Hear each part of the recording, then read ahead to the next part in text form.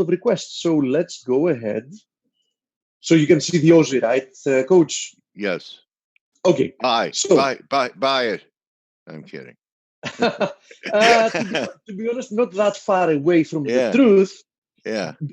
Because we're testing a multi-year low at the moment. So some want to buy it, right? If for some reason you want to buy it, you might want to do it now. Now, would I be buying it? No, I wouldn't be buying it. Why?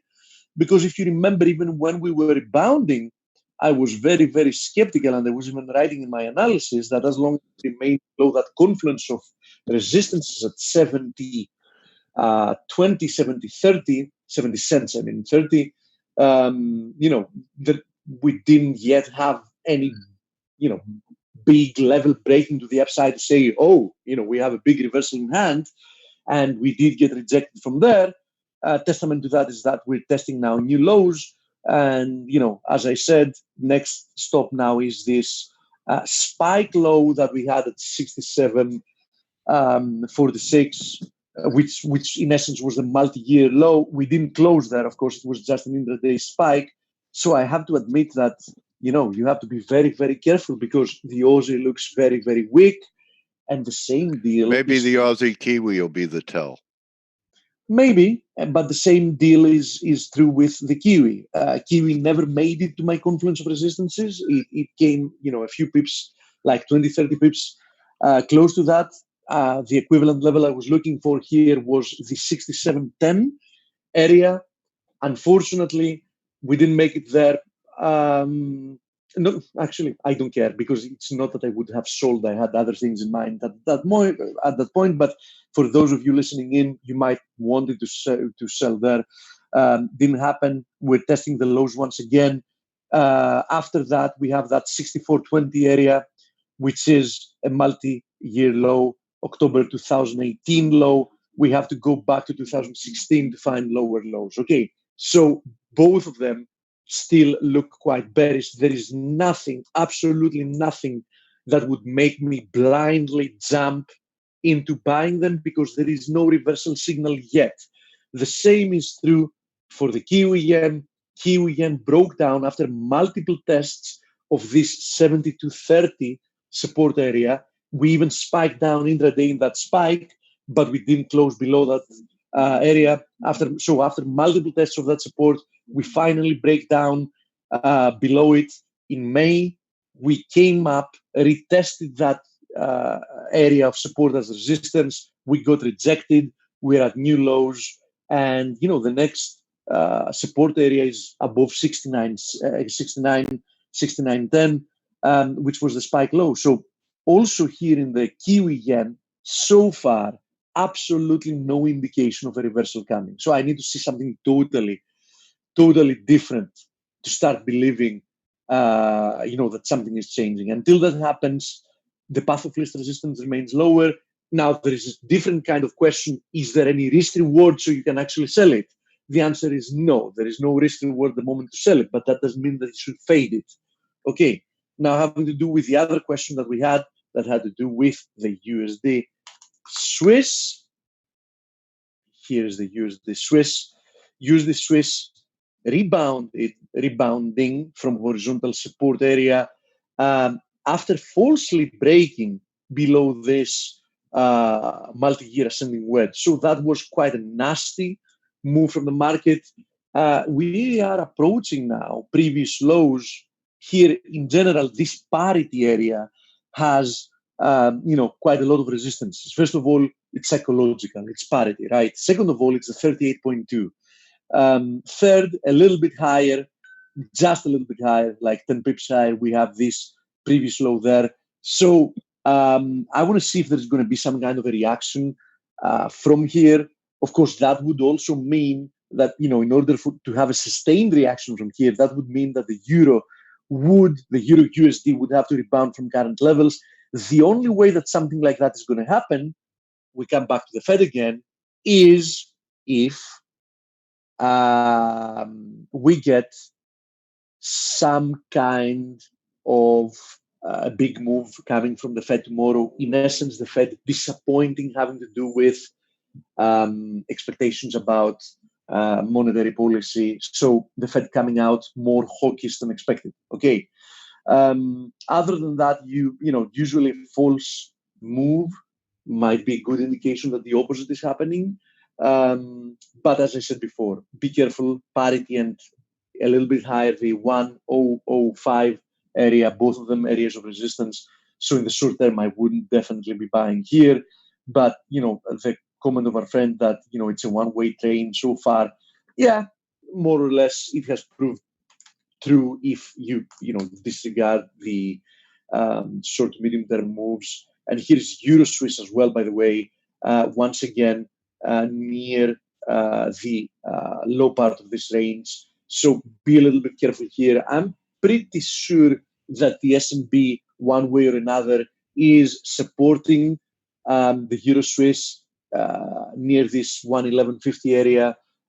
So we're quite close here from a risk reward perspective. Looking for a rebound is not a bad idea, just from a risk reward perspective, as I said.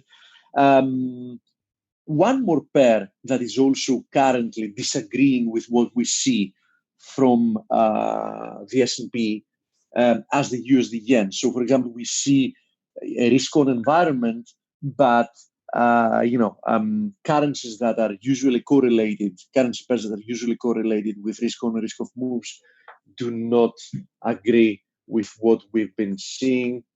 Let me see if we have any more questions. I saw an article about the Brazilian real rallying if the money flows out of the peso, because usually the peso and real are correlated, but right now they're not correlated. Any thoughts? We're already overdue for the interview. They are highly correlated. I'm going to have a look and let you know tomorrow. Please remind me tomorrow. Coach? You may be able to answer that question. Rodney, are you in the house? I've typed your name. If you could say something in chat.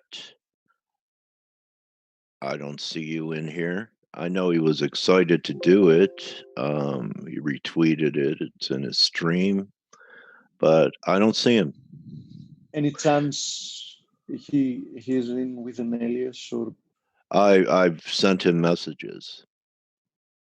Anyway, if you want to continue, I'm not getting any responses. You see anything in chat? Rodney, are you here? It's showtime. So I would say, Steve, that he's not living up to his handle. His handle is Rod has spoken. So I guess we could wrap it. Speaking of the peso, by the way, keep in mind that the peso is in a long-term symmetrical triangle. You can see like the yen was, like the yen is. Yeah, a very long. And let's see.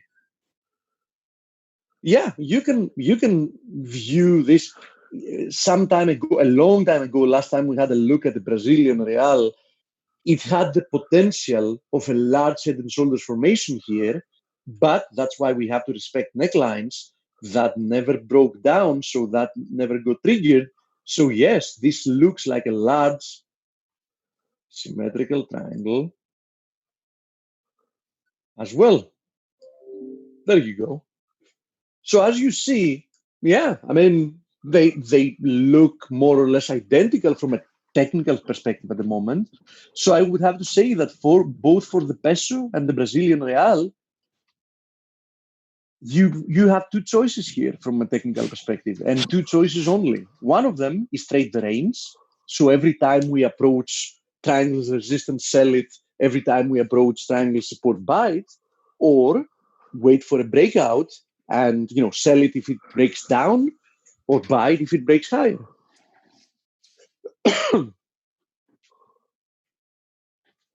So, coach, I want to. Here I am, and looks like we have a no-show.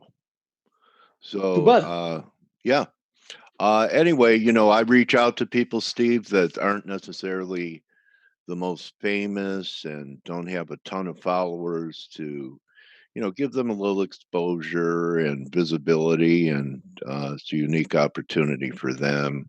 And so sometimes people get nervous about it. Anyway, so the rest of the week, I have a great interview tomorrow, and Mark Yusko will be with us Oh, Mark is Thursday. going to be with us Yeah, again. Nice. Mr. Bitcoin. He's probably feeling a lot better than the last time I talked to him when Bitcoin was 4,000 or lower. I have no doubt. So yeah, So yeah. I don't think it's fair for Mark. That I disagree with him in cryptocurrencies. He's a firm believer, but I'm extremely skeptical, to say the least. But irrespective of that, he has a very, very good mind, and he understands economics, and he's very good at that. And nobody can claim otherwise. Despite what you think about cryptocurrencies or not. Yeah, and it's always fun to have Mark too. So I could ask him anything. One of those guys. Yeah, and he's a and guy I'm sure that, you'll have a question or two. Yeah, and he's a guy that has done excellent even before cryptocurrencies ever existed. So, his value doesn't. He's not like a, how do they call them? Shooting stars. Yeah. You don't manage the trust fund for Notre Dame University unless you have some credentials. Exactly. So that's going to be a wrap, everyone, for Turnaround Tuesday. And remember, don't just count your pips, count your blessings, and bless yourself with a membership at ForexAnalytix. So like right now, or all through Face, you could be in our private members chat and have additional ideas going on live all day. Can ask Blake a question. Steve will be in there. So after Face, let me ask you guys, there's still some people left here. Do you ever wish that you could, like during the session, you go, what about Noke? What about silver? What about this? Don't you wish you could, after Face ends, continue this conversation, not have to wait till tomorrow? Spend a few bucks and have that. You're trying to make a money in the market. You're either going to invest in yourself and put yourself around good traders, or you're going to make the donation to the market. It's your choice. So, Steve, another great roundup. Great to have you back. And thank you, Coach. Yeah. So, everyone, really, tomorrow's a big day. So you'll be prepped for the Fed and Face, and people are prepping in our members chat room right now. Join them. And that's going to be a wrap, and I'm going to end the meeting. So thank you, everyone. See you tomorrow.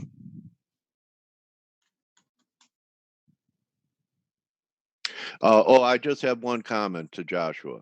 If the cost of the chat room is too high for new traders, you're probably not suitable to trade. Because, okay, I want to talk about this before I say goodbye to everyone, okay? If you don't have enough risk capital and it should be risk capital, and that means when you open your account, whether it's FX or CFDs, anything else, you've written that money off. Okay. And if $100 is a lot to you, I really don't think you're suitable to be in the market. My opinion, some people like to play penny. Okay. I think it's a good idea until you have a nice war chest to do it. Okay. That's it. It should be risk capital, and really, I don't think people that have less than 10K to risk should be trading. My opinion, from being around for over 30 years, and those are regulations when you're soliciting clients too. So, anyway, good luck to you with your micros, and I'll see everyone tomorrow. Adios.